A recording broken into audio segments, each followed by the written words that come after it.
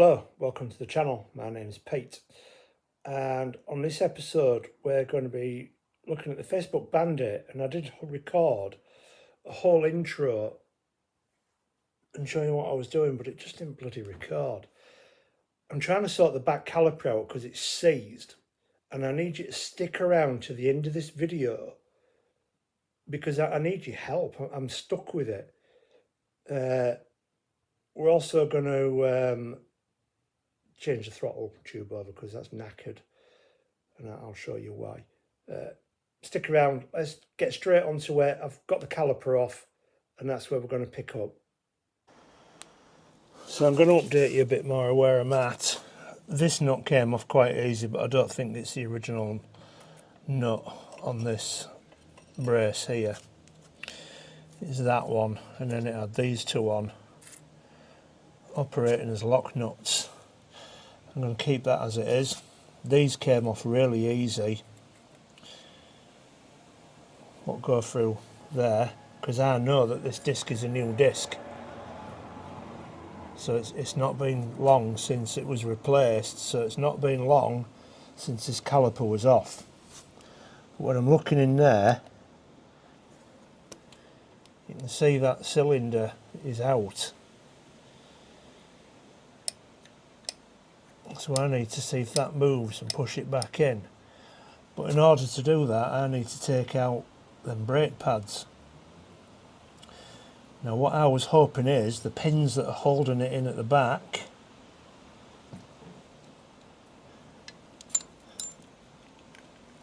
here, I'm hoping they're going to be free, because this got fairly new pads in it there, look, and that's a new disc.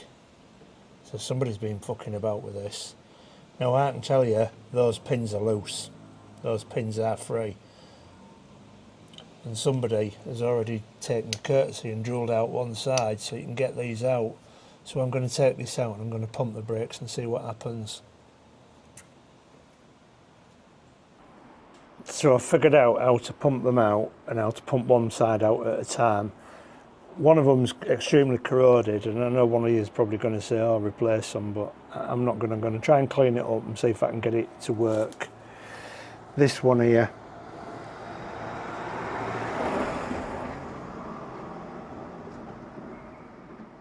as you can see, it's in a bit of a state. So I'm going to get that cleaned up. I'm going to pop it back on and I'll see if that remedies the issue. If not, then I will consider doing that. But this is getting expensive when you start taking these, breaking these apart, getting seals and whatnot. I don't want to have to do that if I can't help it. So let me see how much I can get that cleaned up. Here's literally one issue after another. So I've managed to clean off that cylinder and pop it back in. And when I took it apart and I've watched videos, my caliper seemed different to other people's. Oh God, you know, I've got bits missing off the caliper, off the rear brake caliper. I'll show you what's missing. So I've got it all cleaned up and I've put it back together. I've got it with a pointy thing. Now I've got this clip back in as directed, and I've put the calipers, brake pads in. A little bit of copper grease on there, but look. So I'm thinking they're not right. That's flapping around like mad, is that? How are they going to get retained back here? So I've looked at the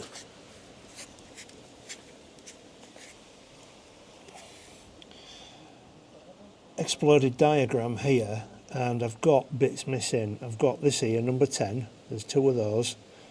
Those are pad springs. I've got number 8 missing, which are anti-shatter shims, and I've also got the protective cover, number 12, missing, brake pad cover. So I've got, you know, I might just be as well. I mean, I'm going to see how much these parts cost, but I reckon they'll be like £8 or £9 each from Suzuki, because I can't see any used ones. That'll be the same, that'll be the same. So we're looking at 10, 20, 30, 40, 50 quid to get that back up and running.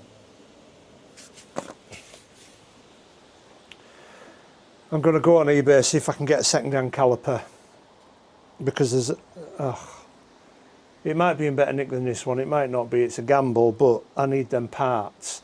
I know I've got a caliper that I've sort of trying to fix. So I'm going to stop here, I'm going to tidy away, and I'm going to get a caliper ordered, or them parts, and that's where we'll pick up. Now it's a week later since I filmed that last section, what you've just seen, and I've got parts. So I'm hoping I can finish this caliper off and get it on the bike and bleed it.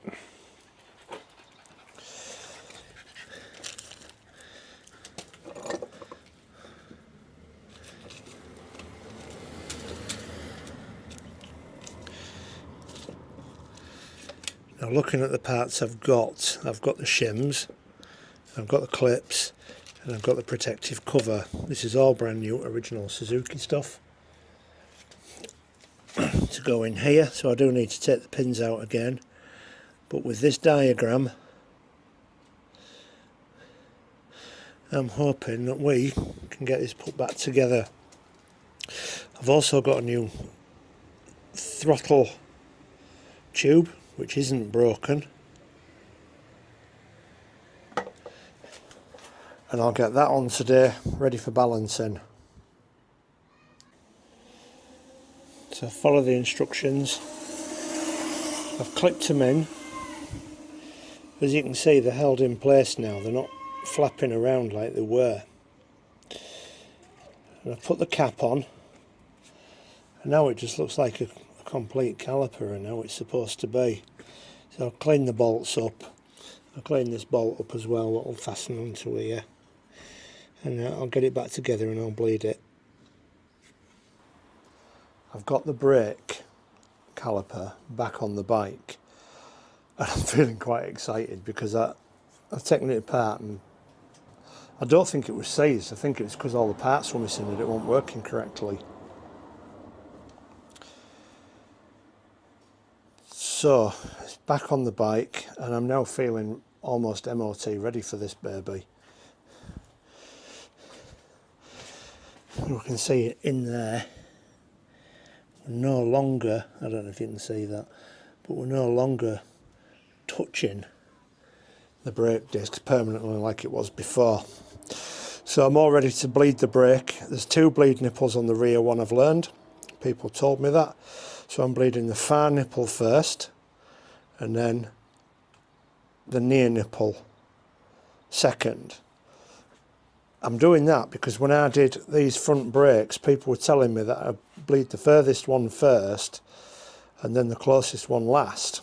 So that's what I'm going to do on the back, and hopefully I can get that caliper working with the brake light and everything. Let's see what happens. Well, that hasn't fixed it, because when I'm pushing the brake pedal, they're still closing. They never spring back. Seized brake. It's them cylinders, isn't it? That's what I should have. I thought I could clean them up, but they were rusty and a bit grotty. So I think I'm going to have to split these, start again, order some cylinders and some new seals, and try again, and hopefully that'll do it. It's not leaking anywhere, so the seals aren't gone. They're pushing out but not coming back in. Is that what it is? So I'm going to take that caliper off, and I'll have a think and have a bit of research before I order them cylinders, and we'll just have to see what happens. I do need to get the throttle body swapped, the throttle tube swapped over, so I'll do that. I've taken off the throttle tube, really easy. Unclip them now, I can do it like there's no tomorrow. And I'll show you the problem with the one that I got, I didn't know was broken. So I spent a tenner there and it's gone. So I'll show you. Now it's supposed to be like this all the way around too. And if we notice there, it goes to 1. And if I show you on the replacement one, here, it's 2. And we can clearly see that's been snapped off. The problem that's been causing has been slipping round that in there, so that the throttle would, like you saw, would go slipping down the side of it. But now this one's got 2 on it, it shouldn't have any problems like that, so I'll get this back together with the new one. So that's done, and we don't have that clicking or anything, it just fits. I have to put the grip on to match that one. I'll do that probably later on off camera. I'll just get it off that one and slip it onto here. I just want to start the bike up and get an idle set now, ready for doing the carbs again. So the bike starts up, no problem at all. I warm it up a little bit now so I can set the idle. We're at 15. It's creeping up slowly as the bike warms up, look. So I'm going to set that idle with the idle screw.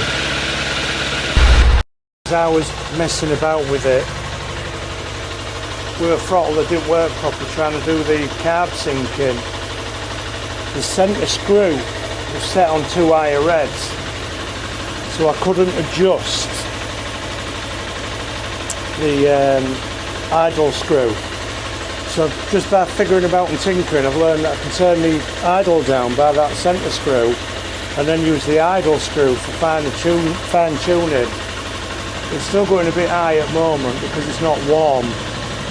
But we're at 15. I know that's not the normal idle. I think it's around 12. So we'll get it to around 12 so that when the bike's turned warm, I can turn it up to 1750 so that we can do a proper reset of the carburetors, get them synchronised. I'm going to end this episode here because I need your advice on what to do with that caliper. It's pumping out. The cylinders look like they're a bit grubby and rusty and a bit corroded, to be honest with you. Should they just go back in when you release the pressure off the brake? Is that what happens? You brake, pedal down, release, and that's what's happened to your calipers. Mine's going like that. Brake pedal in, release pedal, brake pedal in, release pedal, brake pedal in, release pedal. It's not coming back out. Is that because of those cylinders?